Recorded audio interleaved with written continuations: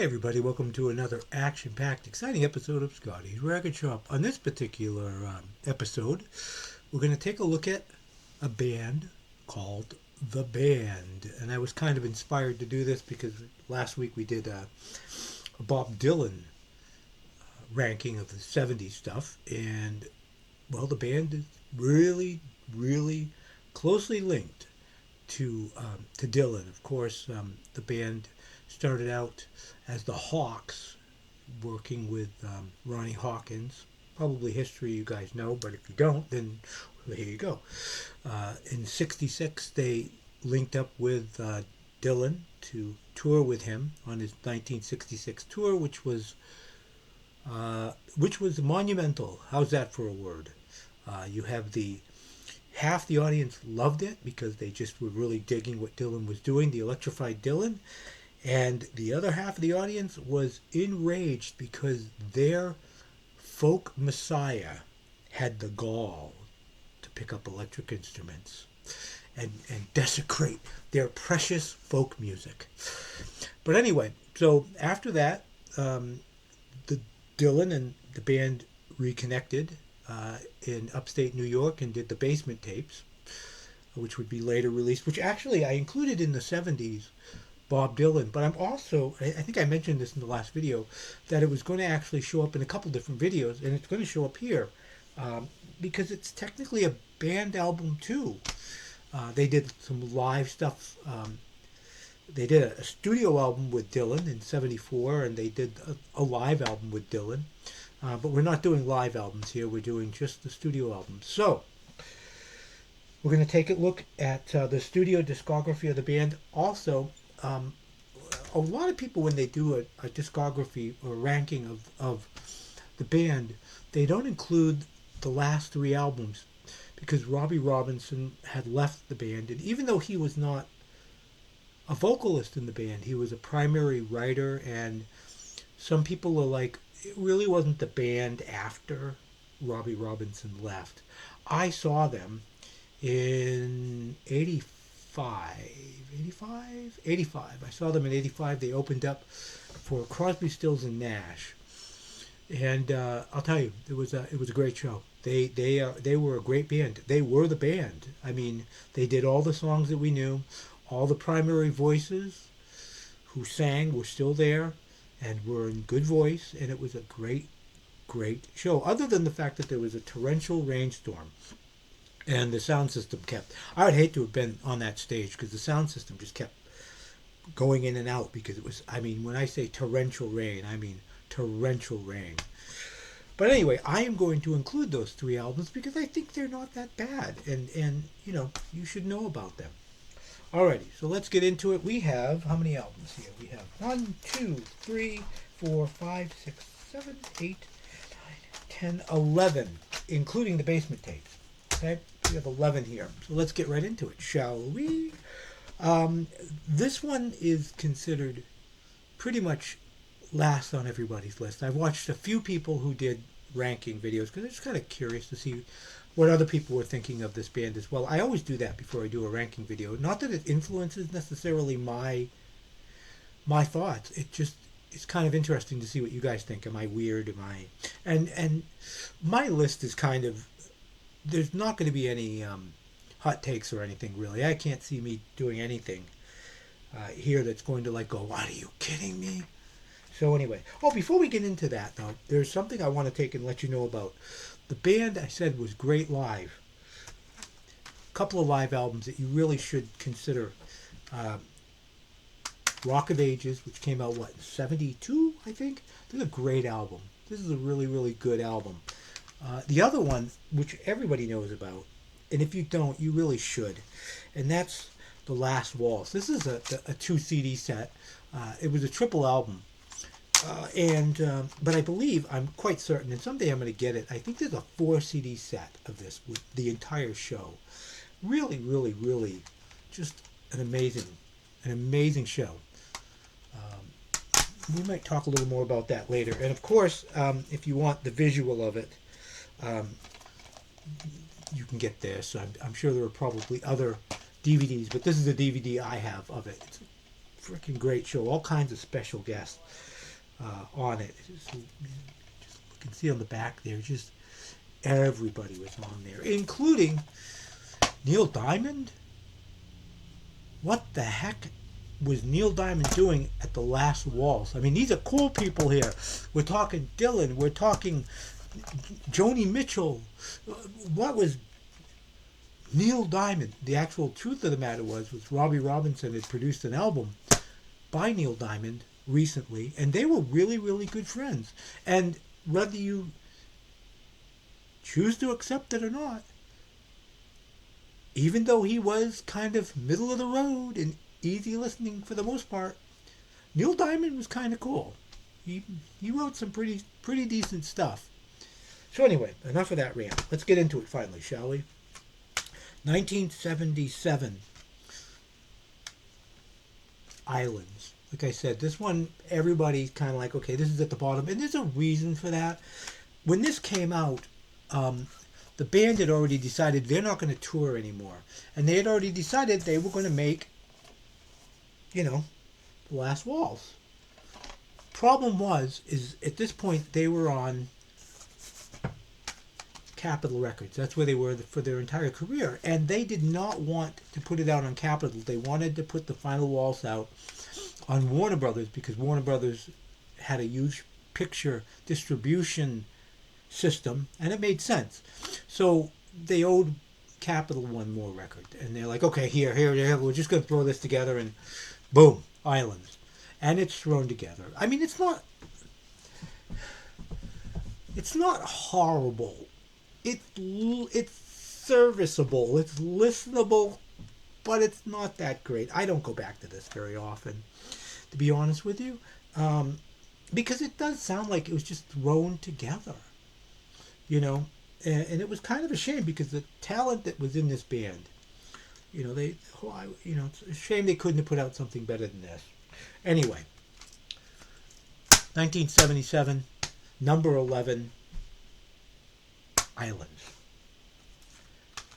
Their second to last album, this was without Robbie Robinson. And at this point in time, the rest of these are all, in my opinion, good albums. I mean, this one, like I said, serviceable. The rest of these are very enjoyable to me.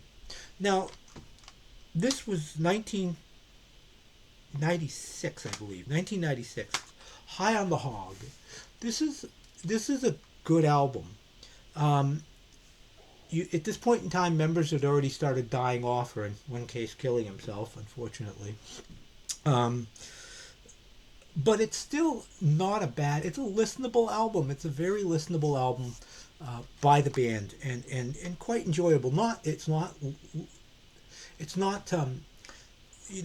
moving any land or genre breaking type, or in some cases, in their case, genre inventing. But it was a decent album. Okay, at number 10, High on the Hog. The next one was their last album, 1998, and the album was called Jubilation. Again, not a bad album, really. I mean, this is again, I mean, I don't have much to say about it because it's just a decent album. It's an enjoyable.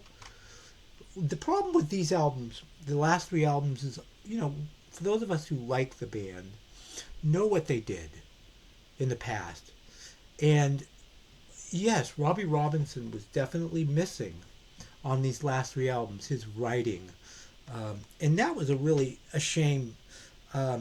Because there's been more than one book written by members of this band, and there's not a lot of love lost between the rest of the band and Robbie Robinson. They really felt like by the end he was running the show and taking them for a ride and their money, and Robbie Robinson was like, look, I was doing most of the lifting in the band, and I was helping them out when I bought all their publishing from them. So he ended up owning all the publishing. I'm not here to pick sides. Um, but definitely Bad Blood. It's really too bad. Really, really too bad because these last three albums could have used a little bit of TLC from Robbie Robinson. But still, nevertheless, at number 9, Jubilation, not a bad album. We have to go back several years for this next one. 1983. I do remember when this came out. It was the first album without Robbie Robinson, and but it was again. I think it's a fairly decent album. Jericho got a picture of Big Pink on it. By the way, they were trying to cash in on that. Big Pink was the house where they lived and where they recorded their first album, and where they did the basement tapes with Dylan. This is pretty damn good album. There's a really, really good version of Bruce Springsteen's Atlantic City on here. Really, really good version of it. At this point in time, Robbie Robinson wasn't there, like I said. The thing about that is that there's a lot more cover songs on here. The band did a great job with the covers. They picked appropriate, I think for the most part, appropriate songs for them to cover, to redo. And I think that they added, in some cases, added their own special touch. They, a little bit of their own special sauce, and it worked. And so this is a very listenable album. I would not be ashamed or concerned about somebody going, well, what is this a good album to listen to by the band? Yeah, just keep in mind it's not fully the band, but it is the band. Okay. So anyway, at number 8, I believe. Yeah. Jericho. All right, we were talking about covers. They came to a point in their career in the early 70s where they were running out of gas. I guess Robbie Robinson was running out of ideas. And so they decided to they did a lot of covers live. If you ever saw them in the early days especially, they did a lot of covers live. And so they just decided to put out an album of those songs that they loved so much. Moondog Matinee was the album. I think this is a pretty good album. However, I will agree with a lot of people's argument that they really didn't add a lot to this. This is just I mean, it's still the band doing it, so it's a little different, but not like on their later albums where they did covers and they kind of tried to really stick their own mark on it. Here it was just, let's go in and just have some fun because we don't got nothing to release and we need to put out an album. So you get this, and again, it's not bad. It's actually pretty good. They do a lot of these covers are actually quite enjoyable to listen to. So it's not like, oh God, no, don't listen to this.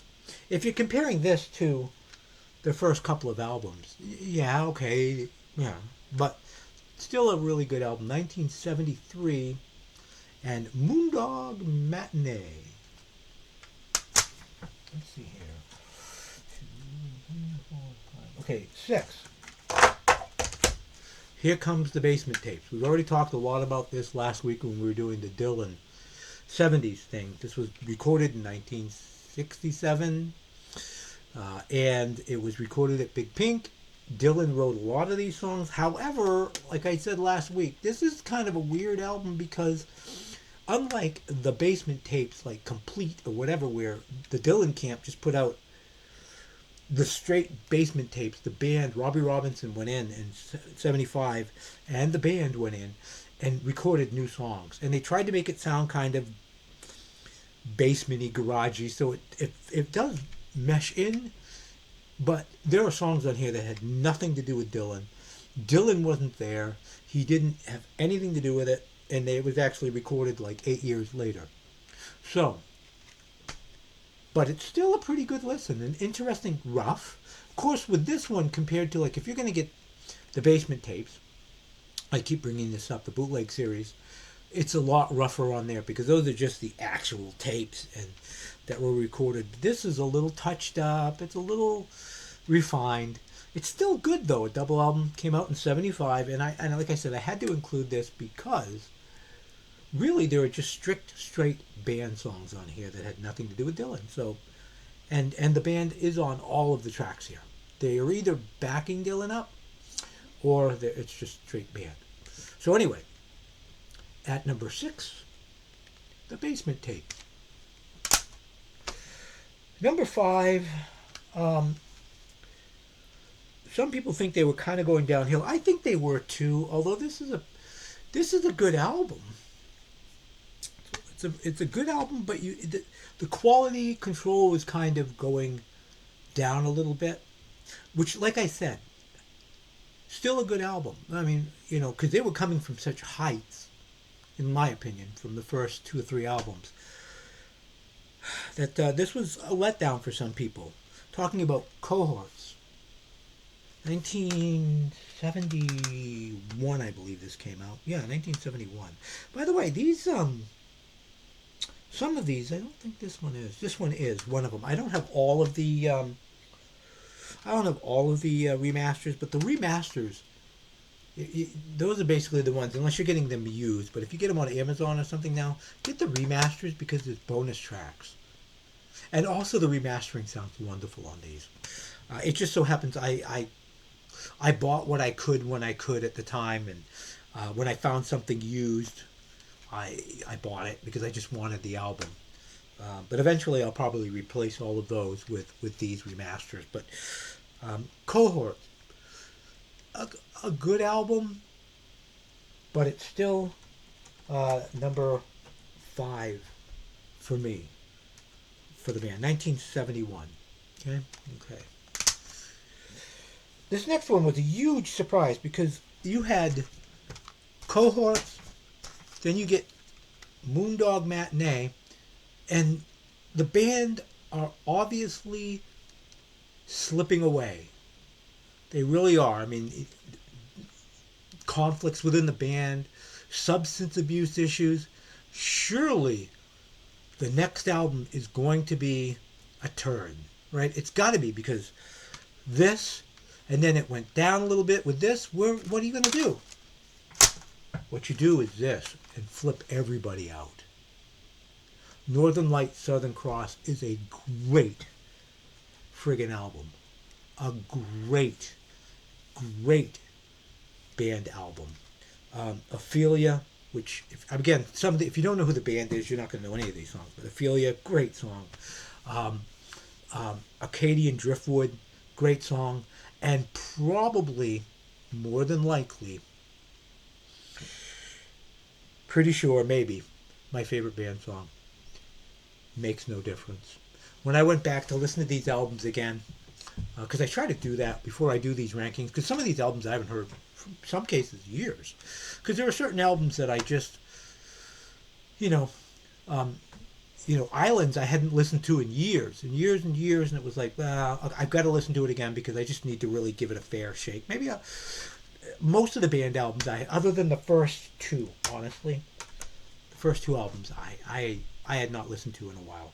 Hadn't listened to this one in a while, and let me tell you, when Makes No Difference came on, it just one of the most amazing songs when it comes to pain and disappointment. Before I made this video, I had all these words to describe this song. It's just loneliness. It is just one of the most perfect, terribly sad, but terribly beautiful songs. And if you really want to hear it, I mean, it's beautiful on here, but when you listen to it on the last waltz, Jesus, friggin' devastating. For that reason alone, this album has to go up pretty high.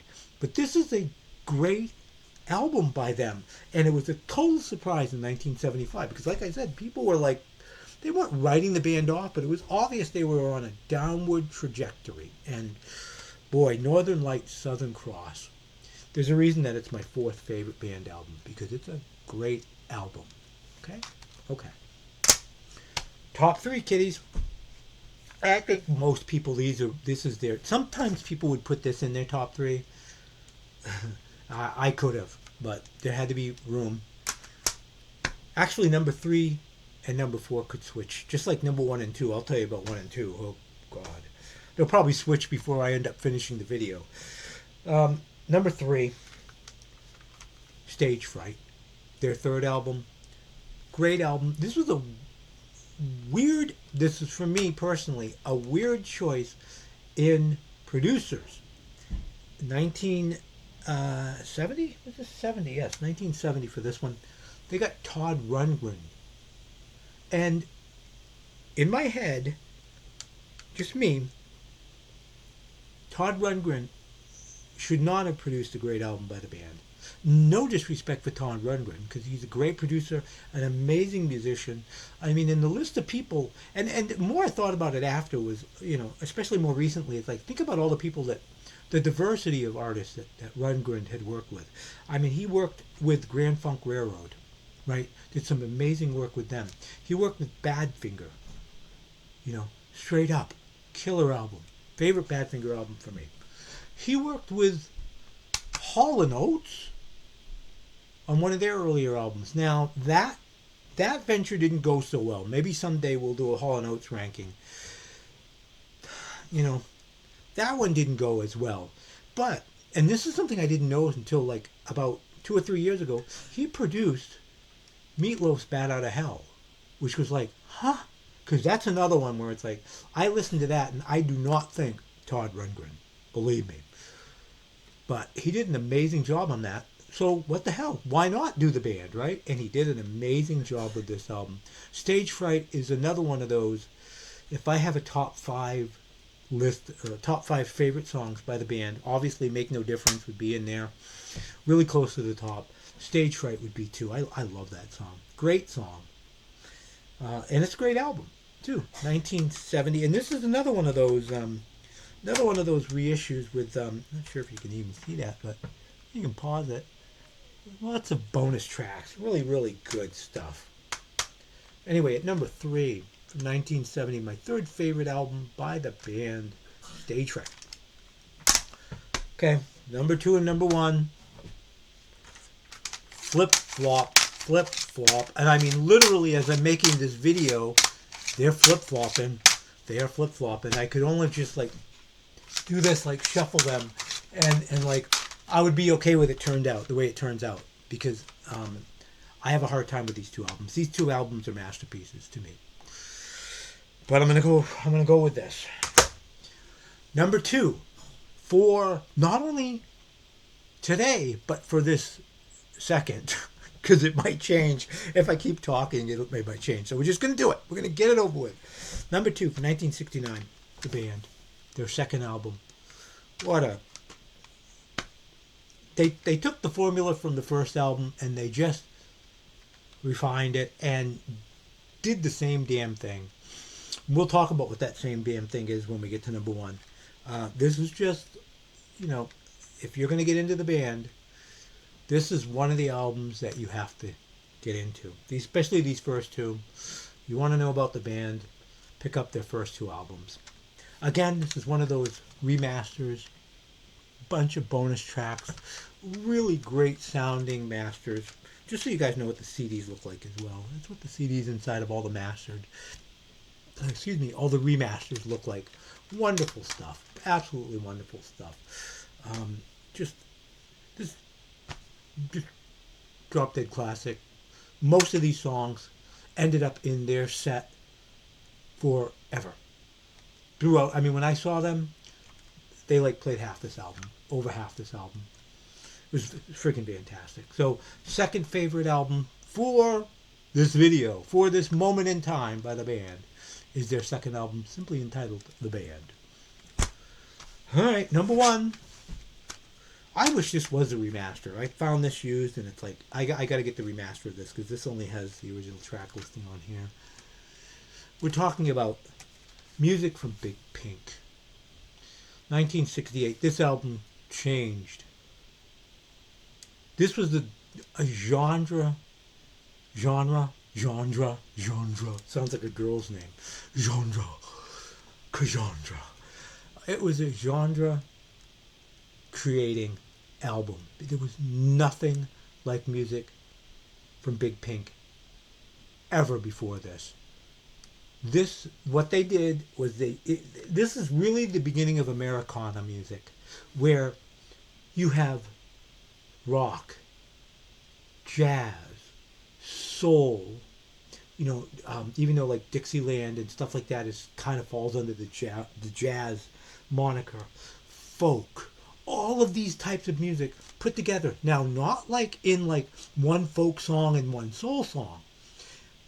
One song somehow they were able to capsulate all of these different styles and influences into something new and amazing. I mean, George Harrison heard this and it blew his mind. And he in one of George Harrison's favorite albums. Eric Clapton heard this album and that was the end of Cream. He was done. He wanted to go in this direction. I think I should have looked this up, but I think he wanted to join the band because it just changed his life, his musical direction. That's what this album did for a lot of people. It has, again, most everything on here. Some of these songs were actually taken and re-recorded. They were originally written during the Basement Tape sessions. So Bob Dylan has a heavy influence on this, including the cover art. I believe it's a Bob Dylan painting. And this was recorded at the house, same place, Big Pink in upstate New York, which is still there, by the way, I believe.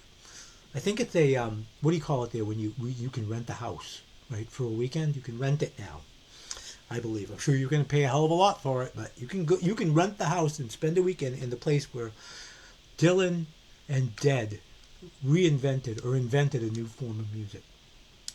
But anyway, this has one of my favorite songs, Chest Fever.